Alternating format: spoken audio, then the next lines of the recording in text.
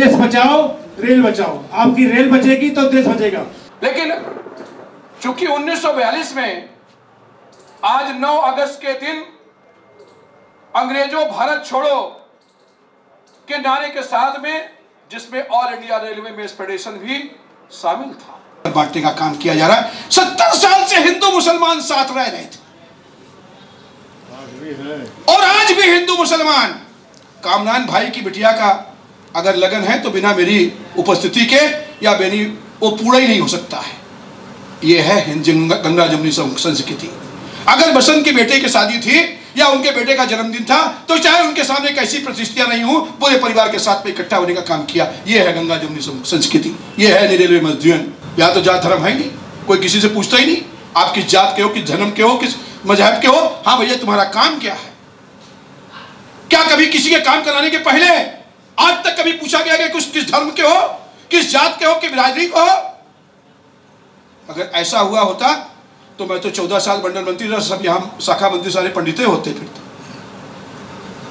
सब यहाँ ब्राह्मण ही होते। जब आई रेलवे में हम जितने चाहते उतने भर लेते, तब मंडल मंत्री हम मुसलमान को क्यों रखते, ब्राह्मण को ढूंढते। दोस्तों आप देख रहे हैं BTV बरेली, मैं हूँ शहनवाज खान। जिस तरीके से पूरे देश में विरोध हो रहा है रेलवे के निजीकरण का, ऐसे ही देखने को मिला है एजेड नगर मंडल कार्यालय में। आज जानते हैं कि इस निजीकरण से देश में कितना बदलाव आएगा और कितना प्रभावित होंगे उपभोक्ता। मेरा नाम बसंत चतुर्वेदी है।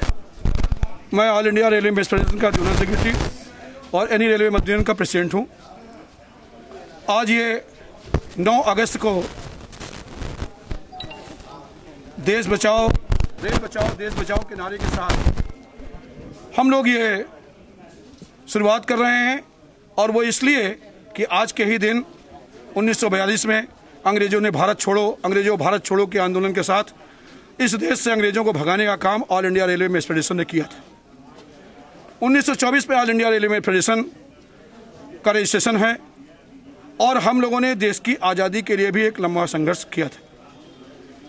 आज निजीकरण को लेकर के पूरा all India railway mess federation, हमारा एनी रेलवे मजदूर, आज तीनों मंडल हमारे, मुख्यालय हमारे, और ये सभी लोग संघर्ष कर रहे हैं। आज आपने देखा कि इस भारी तादाद में इस कोरोना काल में सोशल डिस्टेंसिंग को मेंटेन रखते हुए हम लोग यहाँ पर इसलिए एकत्रित हुए कि आज आक्रोश है हमारे अंदर। All India railway mess federation के महामंत्री कॉमरेड श्री गोपाल मिश्रा जी ने जब ये तय किया कि 9 तारीख को ये प्रोग्राम रखा है, हम लोगों ने कहा कि साहब 9 तारीख को इतवार है, DRM ऑफिस बंद है, तो उन्होंने कहा नहीं, ये उसी दिन से शुरू होगा जिस दिन से अंग्रेजों भारत छोड़ो का आंदोलन इस देश ने शुरू किया था। और उसको इसीलिए मोदी जी जिद छोड़ो और निजीकरण से मुंह मोड़ो। देश में कितना बदलाव आएगा अगर निजीकरण हुआ? क्या स्थिति होगी? आज 10 रुपए का टिकट उपभोक्ताओं को मिल रहा है, जो हमारे कंज्यूमर्स हैं, सबसे बड़ा असर तो उनके ऊपर पड़ने वाला है। देश की आम जनता, जो गरीब जनता है, जिसका सबसे सुलभ साधन ट्रेन यातायात है, जिसके लिए ट्रेन सबसे सुलभ यातायात का साधन है, वो सबसे ज़्यादा तो पिसने वाली वही है। आज जो बढ़ी तक का टिकट है, जो लालकुआं तक का टिकट है, वो जब प्राइवेट हाथों में जाएगा, आज देख लीजिए आपने तेजस चलाया, आज आप जो है प्राइवेट गाड़ियां चला रहे हैं, 5 मिनट शताब्दी का और हमारे जो है उनकी तेजस का अंतर था, सिर्फ 5 मिनट, और उनके 3 स्टॉपेज जो है कम कर दिए गए और हमारे 5 स्टॉपेज थे, उनके मात्र 3 स्टॉपेज थे और 5 मिनट में केवल अंतर पड़ता था, 3 गुना किराया लिया जा रहा था। तो ये देश की जनता को लूटने का काम किया जा रहा है। ये इसलिए निजीकरण में, ये सरकारी संस्थाओं में इसलिए थी ये रेल कि गरीब की आम जनता को ये सुलभ साधन उपलब्ध हो सके। साथ ही साथ आपने ये भी देखा भी कि इस कोरोना महामारी में, इस पेंडेमिक के दौर में, जब आज सारी प्राइवेट कंपनियां भाग गईं, जब प्राइवेट लोग घरों चले गए, आज 24/7 राउंड द क्लॉक हमारे रेलवे के कर्मचारियों ने माल ढुलाई करके, नहीं तो देश की आधी आबादी तो भूखों मर गई होती। आपके घरों में बिजलियां नहीं जल रही होती अगर हमने कोयला नहीं पहुंचाया होता तो। अगर हमने माल, अपने खाने का सामान, आपके जो है उपभोक्ताओं की सामग्री हैं, जो हमने अगर नहीं पहुंचाया होता तो आज आधी आबादी भूखमरी के कगार पर हो गई होती। रात दिन काम करके रेलवे कर्मचारियों ने आज जो है देश को इस स्थिति में ला रखा है कि कोई पिछले बार से नॉर्मल स्थिति से ज़्यादा हम लोगों ने फ्रेट ट्रैफिक की ढुलाई किया है। तो दोस्तों, इसे जो साजिशन बंद किया जा रहा है रेलवे कर्मचारियों को बदनाम करके कि ये लोग काम नहीं करते हैं, ये इनके ऊपर एक दोषारोपण लगा करके जिस तरह से ये साजिशन सरकार हम लोगों को जो है वो बदनाम करके इसको प्राइवेट हाथों में देने का काम कर रही है, हम लोग उसका खुला विरोध करते हैं। और आने वाले समय में ऐसी हिमाकत अगर इन्होंने की तो हम अपने प्राणों की बाजी लगाने में भी जरा भी गुरेज नहीं करेंगे। जो भी होगा हम आर पार की लड़ाई लड़ेंगे। ये मेरा नाम पंकज दत्त भट्ट है, मैं मंडल मंत्री हूँ इज्जतनगर वर्कशॉप का। सेव इंडिया सेव रेल, क्योंकि रेल बचेगी तभी इंडिया भारतवर्ष भी बचेगा। ये आज NFIR के आह्वान पे, INTUC NFIR के आह्वान पे पूरे भारतवर्ष में 9 अगस्त आज के दिन रेल सेव इंडिया के बैनर तले हम लोग डेमोस्ट्रेशन, हम लोग अपनी मांगें सरकार के सामने रख रहे हैं। जैसे सर क्या मांगे? ये जो निगमीकरण, निजीकरण, NPS, क्योंकि आपको मालूम होगा कि यहाँ पर जो सरकार धीरे धीरे बेरोजगारी, आप लोग को मालूम होगा 10 करोड़ के लगभग बेरोजगार हो गए। जो सरकारी नौकरियां हैं जिसके लिए प्रत्येक किसी के भी घर में बच्चे पैदा होने से आदमी सरकारी नौकरी के लिए लालायित होते थे, परंतु आज वही सरकारीकरण जो भी थे वो सब बेसरकारीकरण होके ये सरकार धीरे धीरे बेसरकारीकरण कर रही है। इसी को रोकने के लिए निजीकरण, निगमीकरण, प्राइवेट सेक्टर को बढ़ावा दे रही है, ठेकेदारी प्रथा को ये बढ़ावा दे रही है। उसके साथ साथ रोजगार के जो अवसर हैं वो धीरे धीरे कम हो रहे हैं। इसी के चलते, इसी के विरोध में जो ट्रेनें वगैरह चलती थी आप लोगों ने देखा होगा, अब वो प्राइवेट सेक्टर की ट्रेनें इन लोगों ने चलाया है। जो 150 के लगभग और ट्रेनों का इन लोगों ने परमिशन दिया है। धीरे धीरे स्टेशन प्राइवेट के माध्यम से जा रहे हैं। एक एक स्टेशन, एक एक यूनिटें बेचने के लिए सरकार ने ऑलरेडी वो कर दिया। तो धीरे धीरे ये सरकार की जो भी सरकारी उपक्रम है ये फिर किसी प्राइवेट सेक्टर के किसी के मुखिया के हाथ में ये रहेगा। जो इस सरकार का मुख्य उद्देश्य है, ये मुकेश अंबानी, अडानी वगैरह को ये नंबर 1 विश्व का बनाना चाहते हैं प्राइवेट सेक्टर को। फिर उसी ईस्ट इंडिया के तहत जिस हिसाब से ईस्ट इंडिया ने आके भारतवर्ष में कब्जा किया था, फिर उसी पूंजीपतियों के हाथ में ये भारत सरकार की नैया को डुबाने के लिए ये सरकार काम कर रही है। उसी को रोकने के लिए हम लोग का पूरे भारतवर्ष के अंदर ये विरोध प्रदर्शन है, जिससे कि हम लोग सरकार को चेता पाएं। और सरकार को चेताने के साथ ये 125 करोड़ जनसंख्या की देशवासियों की बात है कि कल के दिन उनका भविष्य सुरक्षित रहे, इसी के लिए हम लोग का ये आंदोलन हम लोग आज ये कर रहे हैं। सर ये विरोध जब तक सरकार हमारी मांगों का विचार नहीं करेगी तब तक हम लोग कंटिन्यू ये अपना आंदोलन चलाते रहेंगे। मैं मंडल मंत्री आनंद स्वरूप शरण हूँ यहाँ का और मेंबर NFIR नई दिल्ली हूँ। जैसा कि आपको भट्ट जी ने बताया कि निजीकरण कर रहे हैं, निगमीकरण कर रहे हैं, इसके करने की कोई ज़रूरत नहीं है, लेकिन पूंजीपतियों को लाभ देने के लिए कर रहे हैं। सरकार के इस निर्णय से रेल कर्मियों में भारी आक्रोश है। हर आदमी इस तरह से परेशान हो गया, यानी मतलब जो फैमिली के बच्चे हैं, महिलाएं हैं, वो सब लोग इस विरोध का प्रदर्शन कर रहे हैं कि सरकार के खिलाफ कैसे भी हमारा विरोध प्रदर्शन पहुंचना चाहिए। रेल किसी तरीके से घाटे में नहीं चल रही है। 50%, 57% और 43% का रेशियो रहता था आपके पैसेंजर ट्रेनों में। पैसेंजर ट्रेन बंद हो गई, जो घाटा सरकार अपने तरफ से पब्लिक को देती थी वो बंद हो गया, मालगाड़ियों से अर्निंग हो रही है, तो रेल कहाँ पे किस तरीके से घाटे में? आप जो घाटे वाले सेक्टर है उनको आप प्राइवेट लोगों को क्यों नहीं दे रहे हैं? जो सरकारी प्रॉफिट में चल रहे हैं, आज कोरोना काल में जो कोविड-19 चल रहा है, इसमें सारे के सारे सरकारी कर्मचारी ही काम आ रहे हैं। आपका देखिए, अब रेलवे है वो बराबर चल रही है, दुनिया भर में खाद्यान्न पहुंचाया जा रहा है, पुलिस ले लो, मेडिकल ले लो, ये तमाम तरह के जो सरकारी कर्मचारी हैं अपनी कसौटी पे खड़े उतरे हैं। आप इनको पर उंगली नहीं उठा सकते, लेकिन ये सरकार की ज़बरदस्ती है कि इसको हम प्राइवेटाइजेशन करें। दिया कि वो जो है रेलवे जितनी भी है प्राइवेट रहेगा, वो अपना किराया खुद निर्धारित करेगा।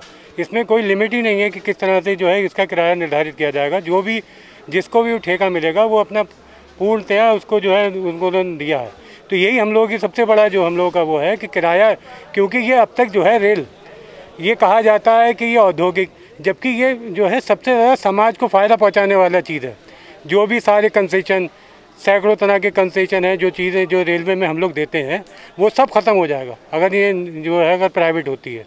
हमारे जो भारत सरकार ने या रेल मंत्रालय ने जो भी हमारी ये 109 रूट चुने हैं वो हमारे इंडियन रेलवे के सब टॉप के रूट हैं। उन टॉप के रूट पे प्राइवेट गाड़ियाँ आप दे रहे हैं, 150 गाड़ियाँ। हम कह रहे हैं अगर आपको प्राइवेट देना है तो आप उन रूटों पर दिए जहाँ पर सवारियाँ आपके क्या नाम हमारे सामाजिक कार्य भी होते हैं, वो भी होते हैं जहाँ अच्छे रूट नहीं है, जहाँ से हमको घाटा मालूम पड़ता है, जहाँ पर आम लोग चलते हैं, तब वो काम करके दिखाएं हमें। अगर वहाँ वो फायदा ले लेते हैं तो ठीक है, जो अच्छे रूट हमारे ऑलरेडी फायदे में चल रहे हैं उन रूटों पर आप गाड़ियाँ दे रहे हैं। रेल हमारी है तो रेल हमारी है, कोच हमारे हैं, ट्रैक हमारा है, सारा आपने कुछ पैसे देकर और करेंगे, तो ये व्यवस्था सही नहीं। साथियों, अब ये टिकट के बारे में बता रहे थे, मैं आपको बताना चाहूँगा उत्तर प्रदेश सरकार को ही ले लीजिए आप। अगर आप यहाँ से बदायूं जाते हैं तो आप 65 और 70 रुपये में जाएंगे, और यही ट्रेन लेके जाती थी 10 रुपये में लेके जाती थी। तो कुल जब प्राइवेटाइजेशन की स्थिति आ जाएगी और जब प्राइवेट हो जाएगा तो आज मैं समझता हूँ ग्रामीण क्षेत्र का आदमी जो है वो इस चीज़ को नहीं समझ रहा है, और उसका परिणाम आगे आने वाले समय में बहुत ही ख़राब होने वाला है। उसका अभी तेजस चला के ही हम लोगों ने देख लिया कि क्या कर रहे हैं ये, उसका 3 गुना कराया था। कल को जो स्थिति आने वाली है उसको देखते हुए हम तो यही कहेंगे कि जो सरकार की नीति है, जो मोदी सरकार की नीति है, वो बहुत ही गलत नीति है, और आंदोलन के बगैर हम जानते हैं मोदी सरकार रुकने वाली नहीं है। और all India railway man federation निश्चित तौर से अगर यही हालात रहे तो आंदोलन करेगी। निजीकरण से हम सभी लोगों को, यहाँ तक कि जो रेलवे में काम कर रहे हैं उनको तो प्रॉब्लम होगी, और इससे संबंधित जो लोग इसका उपभोग करेंगे उनको बहुत बड़ी समस्या आ जाएगी। जो यहाँ पर 10 रुपये में आप पहुँच जाते हैं बहेड़ी या इससे आगे लाल कुआं, 17 रुपये में लाल कुआं पहुँच जाएंगे आप, और अगर निजी ट्रेन से है तो आपका लगभग इसका ट्रिपल किराया लगेगा आपका। और आपको मतलब कि हर एक चीज़ के लिए, जैसे कि आजकल व्हाट्सएप वगैरह पे मैसेज वगैरह आते हैं कि आपको सोने का अलग चार्ज, वॉशरूम का अलग चार्ज, इस तरीके के चार्जेस लिए जाएंगे, और आगे चल के मतलब इस तरह की बहुत सारी समस्याएं उत्पन्न होंगी हम लोगों के लिए। निजीकरण के बाद इसके जो रेट हैं वो चौगुना भी बढ़ सकते हैं। अभी हम लोग देख रहे हैं कि कोविड-19 की वजह से लोगों के पास अर्निंग का सोर्स भी नहीं है, तो अगर अर्निंग का सोर्स ही नहीं होगा तो वो सफ़र कहाँ से करेंगे। लेकिन अगर हम लोग कोशिश करते रहें कि रेल प्राइवेट ना हो, या और भी बहुत सारी कंपनीज़ हैं वो प्राइवेटाइजेशन में ना जाएं, तो ज़्यादा अच्छा होगा। क्योंकि अगर प्राइवेट होगी तो बहुत से लोग निकाल दिए जाएंगे और उनके पास अर्निंग का कोई सोर्स नहीं होगा। जब अर्निंग ही नहीं होगी तो हम ट्रैवलिंग कहाँ से करेंगे। जब हमारे पास अर्निंग ही नहीं है तो हम अपने सपनों को कहाँ तक पूरा कर पाएंगे। प्राइवेटाइजेशन की वजह से सबसे पहले तो हम अपने सारे संसाधन खोते जा रहे हैं, और जैसे अभी तो किराया है, अभी तो बहुत सारी चीज़ें कम हैं, लेकिन अगर प्राइवेट हो जाएगी तो हम गवर्नमेंट जॉब में हैं तब भी हम अफोर्ड नहीं कर सकते। तो सोचिए जो आम जनता है वो उसे कैसे अफोर्ड कर पाएगी, क्योंकि हर चीज़ के जो दाम है वो दुगने से चौगुने होते जा रहे हैं। अभी रेलवे कर्मचारियों की सबसे बड़ी मांग है कि पेंशन मिल जाए हमें, जिसके लिए हम लड़ाइयाँ लड़ रहे हैं। अभी BRS बंद हो चुका है, जो बहुत से 4th क्लास कर्मचारियों की एक सबसे बड़ी नीड थी। वो लोग सोचते थे चलो हमारा एक बच्चा ही है जो अच्छी जॉब में आ जाएगा, हमारे पास जॉब है। आप देख रहे हैं कि जॉब किसी के पास भी नहीं है। वैकेंसीज़ आती हैं लेकिन किसी को परमानेंट नहीं किया जाता है, किसी का इंटरव्यू भी नहीं होता है। उनके पास रिज़ल्ट्स तो होते हैं लेकिन उनकी जो अपॉइंटमेंट्स हैं वो कब आएंगी, उनके पास इससे रिलेटेड कोई भी आंसर्स नहीं होते हैं उनके पास। तो जब उनके पास जॉब नहीं है तो हम सोच रहे थे चलो BRS है, लेकिन BRS भी बंद हो चुका है। और पेंशन्स जो हर एक इंसान की एक सबसे बड़ी नीड होती है, हम सोचते हैं चलो बुढ़ापे में हमारा एक सहारा है कि वो पेंशन है, लेकिन हमारे पास पेंशन भी नहीं है। हम उसके लिए लड़ रहे हैं। सारी चीज़ें हमारे हाथ से जाती जा रही हैं, और इसे रोकने का सिर्फ एक ही तरीका है कि जब तक हम यूनिटी में काम नहीं करेंगे, जब तक हम एक यूनिट होके काम नहीं करेंगे, हम बोलेंगे नहीं, तब तक सरकार हमारी आवाज़ को नहीं सुनेगी। तो हम कोशिश कर रहे हैं कोविड-19 में कैसे भी ज़ूम ऐप के द्वारा या जितने भी हमारी सोशल मीडिया अकाउंट्स हैं उसके द्वारा हम लोगों को एकजुट कर पाएँ, ताकि हम आवाज़ उठा पाएँ और उन तक